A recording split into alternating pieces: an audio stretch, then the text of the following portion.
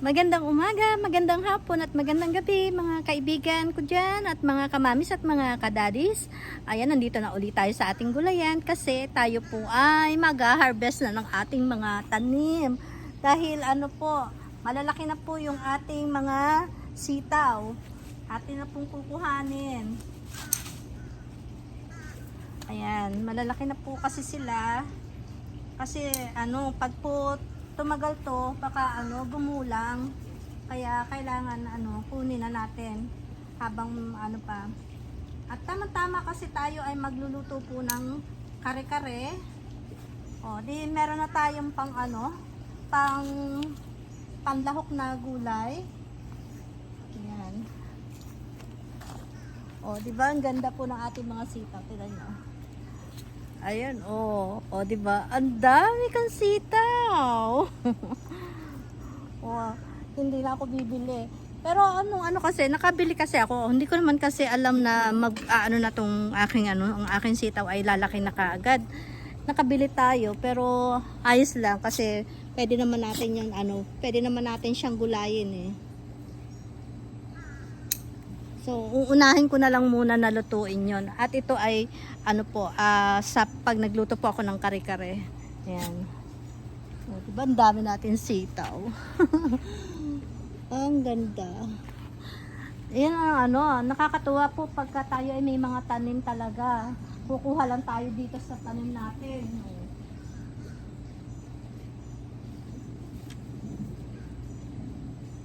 Yung iba kasi ay lumalaki pa. Ayan, hindi pa sila kaya hindi ko po muna sila kukuhanin. Medyo palaki-lakihin pa natin ng konti.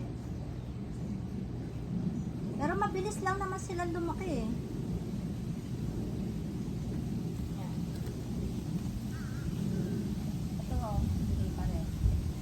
Ayan, diba? Ang dami natin sitaw. Tapos meron na rin tayong makukuhang may makukuha na rin po tayo na kamatis kasi ay nahinog na po yung ating kamatis dito. Ay, sandali.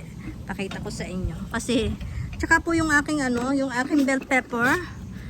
Dahil hinog na rin siya, kukunin ko na rin. Ayan, kita ba? Ayan. Ito ayan. Oh, 'di ba? Madilaw na siya. Pwede na natin tong kunin.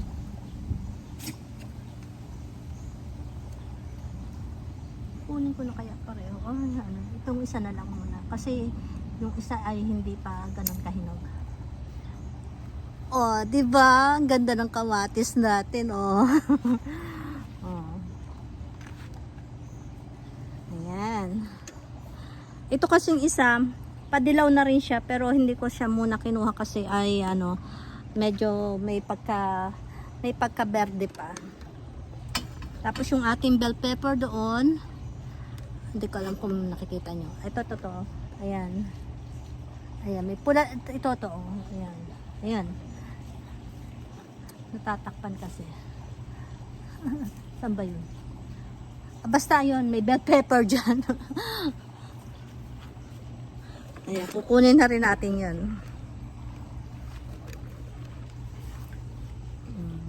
Ano pa bang pwede natin kunin dito? Ayan. Kahapon kasi nakapanguhan na tayo ng ng beans. Ayan, napanguhan na natin yung ating beans. Pang natin kukunin. So, yung bell pepper. Ayan. Yung ating upo ay hindi pa pwede. Pero malaki na siya. Teka, ano ba yan? Naka doon.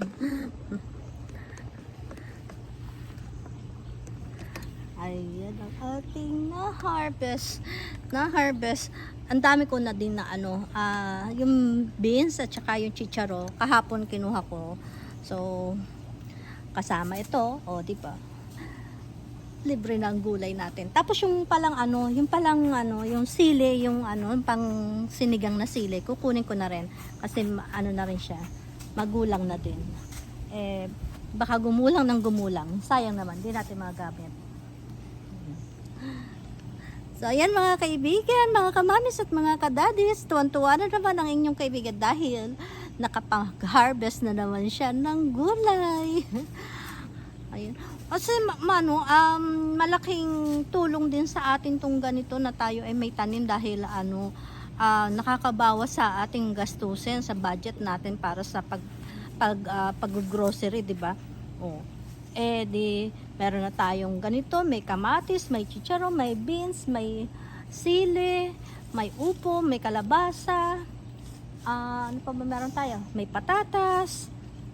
Ano pa meron? May talong. May ampalaya. Oh, may yung pechay natin, nagpatubo na uli ako ng bagong pechay. Kasi yung nauna ay hindi na pwede yon kasi magulang na siya. So ayan po, maraming salamat po sa panonood nyo. Huwag nyo pong kakalimutang mag-like at mag-share po ng aking video. Ayan, maraming salamat po.